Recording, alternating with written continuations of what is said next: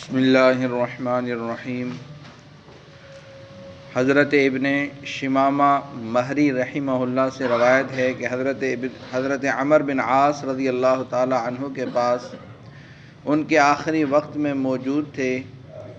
وہ زار و قطار رو رہے تھے اور دیوار کی طرف اپنا رخ کیے ہوئے تھے۔ ان کے صاحبزادے ان کو تسلی دینے کے لیے کہنے لگے، ابا جان، کیا نبی اکرم صلی اللہ علیہ وسلم نے آپ کو فلاں بشارت نہیں دی تھی؟ کیا رسول اللہ صلی اللہ علیہ وسلم نے آپ کو فلاں بشارت نہیں دی تھی؟ یعنی آپ کو تو نبی اکرم صلی اللہ علیہ وسلم نے بڑی بڑی بشارتیں دی ہیں۔ یہ سن کر انہوں نے دیوار کی طرف سے اپنا رخ بدلا اور فرمایا، سب سے افضل چیز جو ہم نے آخرت کے لیے تیار کی ہے وہ اس بات کی شہادت ہے کہ اللہ تعالیٰ کے سوا کوئی معبود نہیں اور محمد صلی اللہ علیہ وسلم اللہ تعالیٰ کے رسول ہیں۔ میری زندگی کے 3 دور گزرے ہیں۔ ایک دور تو وہ تھا جب کہ رسول اللہ صلی اللہ علیہ وسلم سے بغض رکھنے والا مجھ سے زیادہ کوئی اور شخص نہ تھا، اور جب کہ میری سب سے بڑی تمنا یہ تھی کہ کسی طرح آپ پر میرا قابو چل جائے تو میں آپ کو مار ڈالوں۔ یہ تو میری زندگی کا سب سے بدتر دور تھا۔ اگر خدا نہ خواستہ میں اس حال پر مر جاتا تو یقیناً دوزخی ہوتا۔ اس کے بعد جب اللہ تعالیٰ نے میرے دل میں اسلام کا حق ہونا ڈال دیا تو میں آپ کے پاس آیا اور میں نے عرض کیا، اپنا ہاتھ مبارک بڑھائیے تاکہ میں آپ سے بیعت کروں۔ آپ صلی اللہ علیہ وسلم نے اپنا ہاتھ مبارک بڑھا دیا۔ میں نے اپنا ہاتھ پیچھے کھینچ لیا۔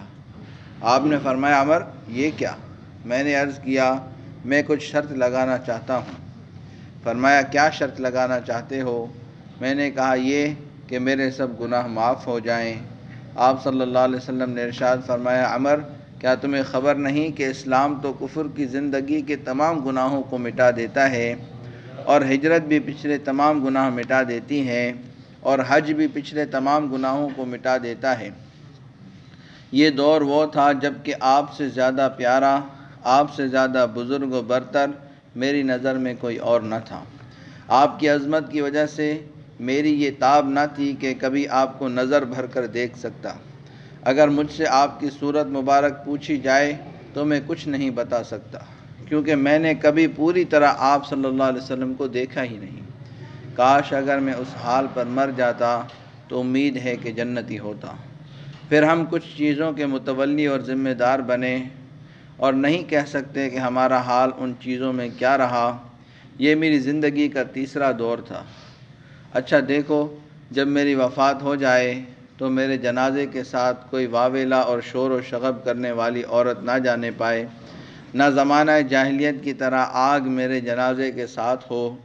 جب مجھے دفن کر چکو تو میری قبر پر اچھی طرح مٹی ڈالنا، پھر میری قبر کے پاس اتنی دیر ضرور ٹھہرنا جتنی دیر میں اونٹ ذبح کر کے اس کا گوشت تقسیم کیا جاتا ہے، تاکہ تمہاری وجہ سے میرا دل لگا رہے اور میں دیکھ لوں کہ میں اپنے رب کے بھیجے ہوئے فرشتوں کے سوالات کے جوابات کیا دیتا ہوں۔